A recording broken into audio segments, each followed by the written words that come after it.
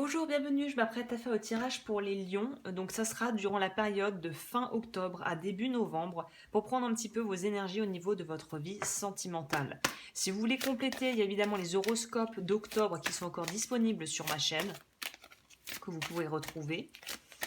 Et bah oui, je crois que je vous ai dit l'essentiel. On va s'intéresser à votre état émotionnel et votre vie amoureuse, votre vie sentimentale dans cette transition automnale. Qui n'est pas de tout repos, de ce que je vois pour les signes que j'ai pu commencer là, c'est pas de tout repos pour tout le monde là en fait. Il y a beaucoup de choses qui bougent, c'est très stimulant et en même temps ça peut être parfois un peu effrayant, mais là, le renouveau est déjà là quoi. En tout cas, c'est ce que j'ai pu voir jusqu'à présent, là, des signes que j'ai fait avant vous. Eh ben, dis donc. Alors, je me souviens aussi, je crois, pour octobre, dans les tirages généraux de votre horoscope, il y avait une notion de justement se rendre compte qu'on avait peut-être on a voulu trop donner, on s'est trop investi dans quelque chose qui au final ne nous convient pas, ne nous convient plus. Et vous, on voit que c'est très clair. Il y a cette notion de justement maintenant avoir appris de ses erreurs. Et j'ai l'impression ne plus vouloir se retrouver embarqué dans des situations qui ne vous concernent pas directement ici. Pour moi, il y a une notion, le quartz ici va être une sorte de protection, va nous parler de cette notion de préserver son intimité, préserver son espace, préserver son énergie, ne plus aller en fait comme un Saint Bernard vouloir sauver Pierre-Paul ou Jacques qui ne va pas bien. Donc vous, il y a une idée de se retourner en soi, vers soi, et presque même peut-être de vouloir étudier, peut-être de vouloir faire des séminaires, des stages, des formations, des ateliers, de regarder des conférences sur YouTube. Il y a cette notion ici de vouloir acquérir de nouveaux outils pour mieux communiquer, pour mieux gérer votre temps, votre énergie et la relation aux autres en fait. Donc ça peut être aussi lire des livres sur le couple, voilà, s'intéresser à la communication non violente, aller voir des vidéos. Enfin, il y a vraiment une notion, bon, ok, j'ai compris que là, il y a quelque chose qui ne fonctionne pas pour moi, je vais essayer de trouver des solutions concrètes, tangibles pour remédier à mes problèmes relationnels. C'est quelque chose de cet ordre-là pour vous. Ok. Et si ça vous intéressait pas du tout, peut-être que là le message serait, il est peut-être temps effectivement peut-être de s'intéresser à des modalités soit spirituelles, soit psychologiques, soit de l'ordre du développement personnel, pour justement ne plus se laisser complètement envahir peut-être par les autres ou par ses propres pensées, ses propres croyances limitantes. J'ai une formation sur la protection énergétique, peut-être que certains lions résonneront avec ça, je sais pas, protéger son énergie c'est un peu la base déjà, que vous pouvez retrouver du coup en barre d'infos si ça vous intéresse. Alors là, je vais utiliser le tirage en croix. On va aller voir quel est votre état d'esprit du moment. État d'esprit. Le challenge pour cette transition de mois pour vous. Solution, c'est-à-dire plutôt conseil qu'on pourrait vous prodiguer. Et si les conseils sont pertinents et que vous arrivez à les appliquer, quelle sera la résultante? Oui.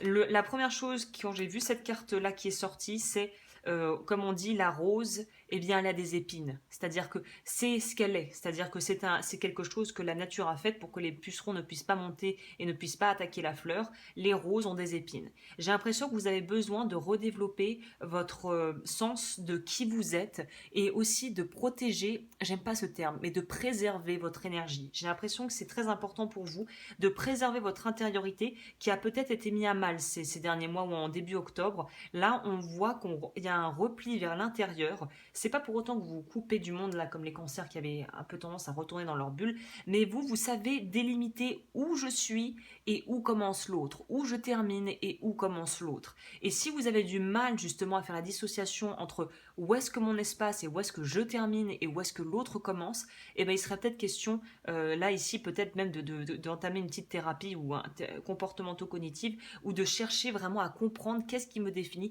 qu'est-ce qui me limite et me délimite en tant qu'individu et où est-ce que l'autre commence. Et dans les relations, est-ce que j'ai tendance à me perdre dans l'autre, à penser que je suis une extension de l'autre et pouvoir en fait retrouver votre individualité en fait. Ok, le challenge.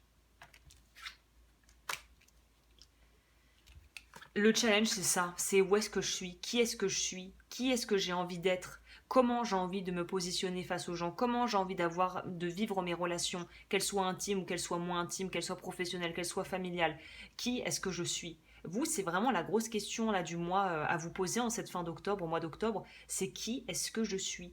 Et surtout, qu'est-ce que ça veut dire être moi? Qu'est-ce que c'est être moi? Est-ce que je me vis ou est-ce que j'existe? Est-ce que je fais les deux en même temps? Est-ce que être et exister, c'est la même chose? Ou est-ce que je vois... La question que je pourrais vous proposer ici, c'est quelle est pour vous la différence entre être et entre exister?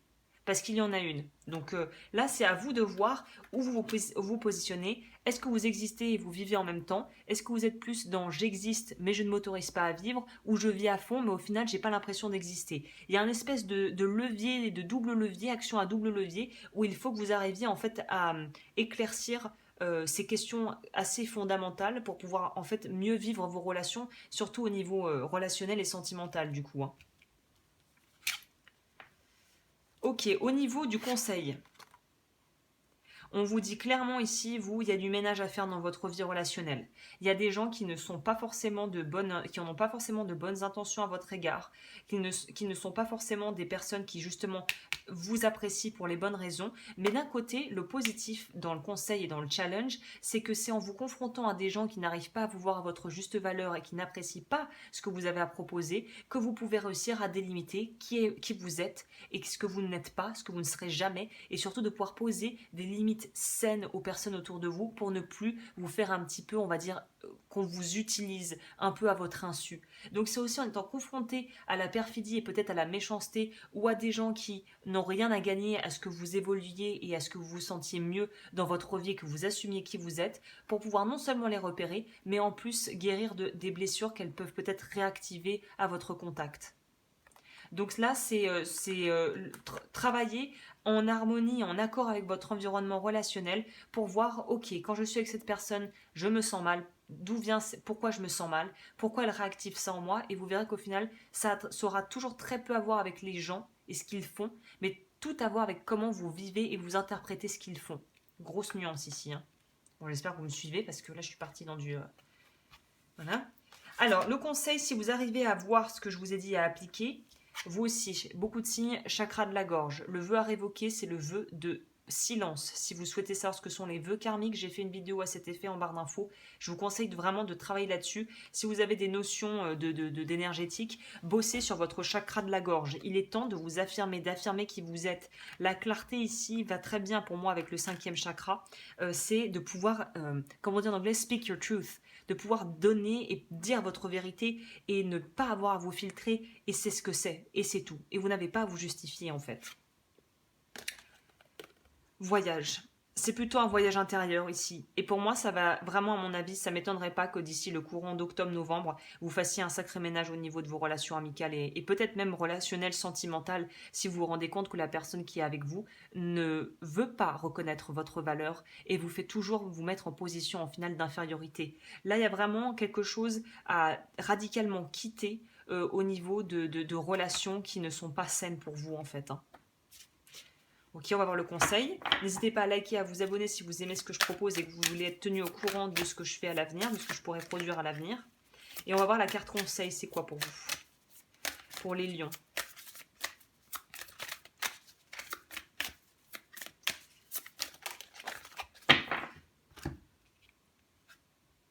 Le choix. Choisir. Le choix du cœur, j'ai presque envie de vous dire quoi. Ok, 40. À chaque instant de notre existence, nous faisons face à de nombreux choix qui donnent une direction à notre vie, qu'il s'agisse d'une décision légère ou plus importante. Lorsque nous faisons des choix alignés avec notre cœur et nos valeurs, ils sont de véritables tremplins vers nos aspirations. Mais nous prenons aussi parfois des décisions guidées par nos peurs et nos doutes. Or, il n'y a pas de mauvais choix, car chacune de nos décisions est juste et naît de nos besoins de l'instant. Nous agissons toujours du mieux que possible avec les moyens à notre disposition. Il convient donc d'apaiser la doute et la tension afin de revenir à l'instant présent, de rester connecté à notre intuition et à notre cœur, car eux seuls détiennent la vérité. Vous avez la capacité à chaque instant d'utiliser votre libre arbitre. Vous n'avez peut-être pas la capacité d'agir sur les expériences envoyées par l'univers afin d'activer votre processus de transformation intérieure, mais vous avez la possibilité de choisir la manière dont vous y réagissez. Vous avez le choix d'observer avec curiosité une situation, d'y répondre avec ouverture et foi, ou bien d'entrer en confrontation, de nager à contre-courant et de dépenser davantage d'énergie.